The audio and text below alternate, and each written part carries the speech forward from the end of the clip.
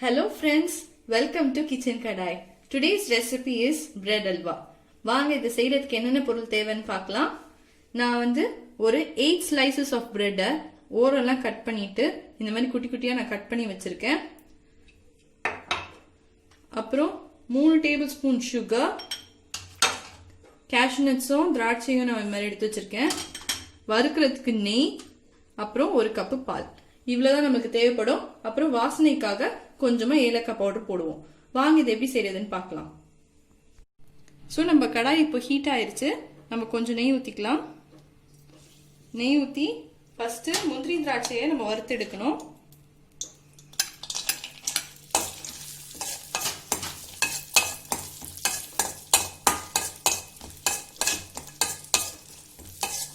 இது நம்மளுக்கு நல்லா ரோஸ்ட் ஆயிட்ட பிறகு இதே இதுல நம்ம இந்த முந்திரி திராட்சையை தனியா எடுத்து வச்சுட்டு நம்ம பிரெட்டையும் நெய்யில வறுத்துடலாம், கீல வறுக்கலாம்.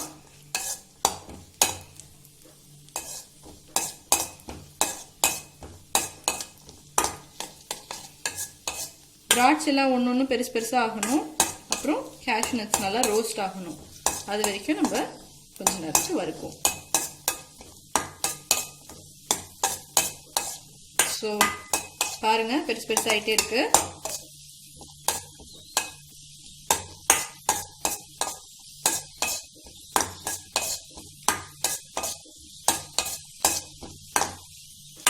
ஓகே,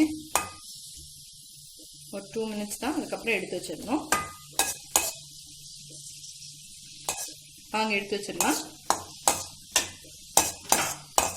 ஸோ நம்ம வறுத்த இதே பாத்திரத்தில் இன்னும் கொஞ்சம் நெய் ஆட் பண்ணிட்டு பிரெட்டையும் ஃப்ரை பண்ணி எடுத்துடலாம். ஓரெல்லாம் கட் பண்ணி வச்சிருக்க பிரெட் எடுத்திருக்கேன். இதெல்லாம் கொஞ்சம் நல்லா ப்ராப்பராக ஒன்றா ஃப்ரை ஆகணும். இதுக்கு கொஞ்சம் பார்த்து செய்யணும்.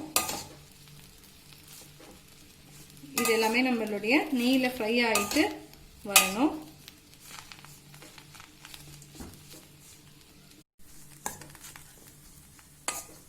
ஸோ நம்ம பிரெட் எல்லாம் இப்போ பாருங்க நெய்யில் வதங்கிடுச்சு.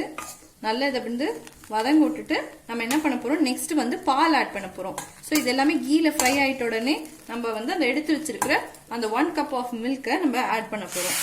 ஸோ ஆட் பண்ணிட்டு நல்ல ஒரு சாஃப்ட் பேஸ்ட் மாதிரி ஆகணும். நம்ம பிரெட் ஒவ்வொன்றும் வந்து அந்த மில்க்ல சோக் ஆகி நம்மளுக்கு ஒரு பேஸ்ட் மாதிரி வரணும். ஸோ நம்ம பாலை ஃபுல்லாக ஆட் பண்ணிடலாம்.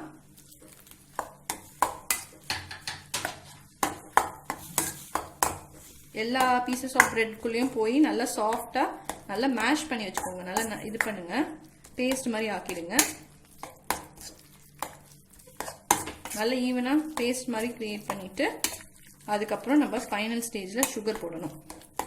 ஸோ ஒவ்வொன்றா இந்த மாதிரி நல்லா மிக்ஸ் பண்ணுங்க. எந்த இடத்துலையுமே பிரெட் வந்து முழுசாவே இருக்கக்கூடாது.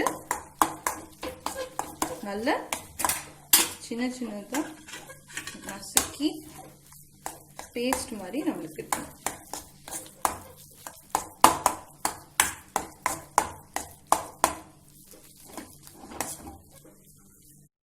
நீங்க கொஞ்சம் இந்த அல்வா வந்து திக்கா இருக்கிற மாதிரி யோசிச்சீங்கன்னா கொஞ்சமா பால் ஆட் பண்ணிக்கோங்க. நான் இப்போ வந்து கொஞ்சம் ஆட் பண்ணிருக்கேன் எக்ஸ்ட்ரா.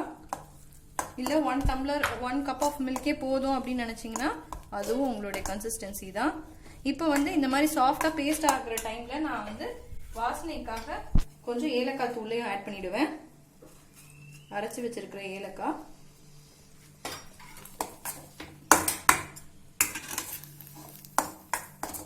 ஸோ நல்லா இந்த மாதிரி மிக்ஸ் பண்ணிட்டே இருங்க.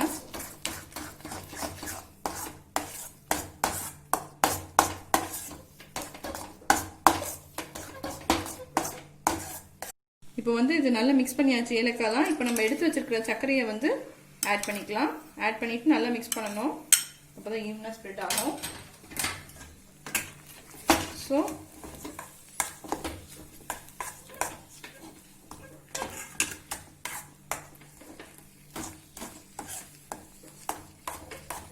ஈவனா மிக்ஸ் பண்ணிட்டே இருக்கலாம்.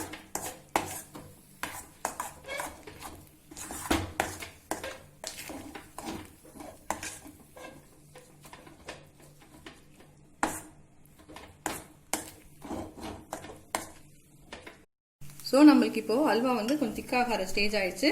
ஸோ நம்ம லாஸ்டா நெய்யும் நம்ம எடுத்து வச்சிருக்கிற முந்திரி திராட்சையும் போட்டு மிக்ஸ் பண்ணிடலாம். போட்டு மிக்ஸ் பண்ணணும் நல்லா.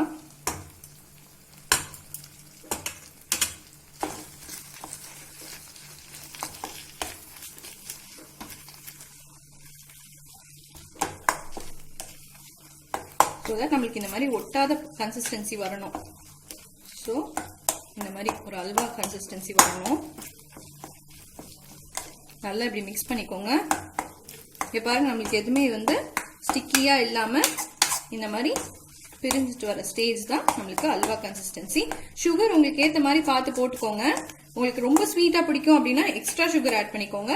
இல்ல கம்மியா பிடிக்கும்னா அதுக்கு ஏற்ற மாதிரி கொஞ்சம் கம்மியா பண்ணிக்கலாம். இது கரெக்டான கன்சிஸ்டன்சி.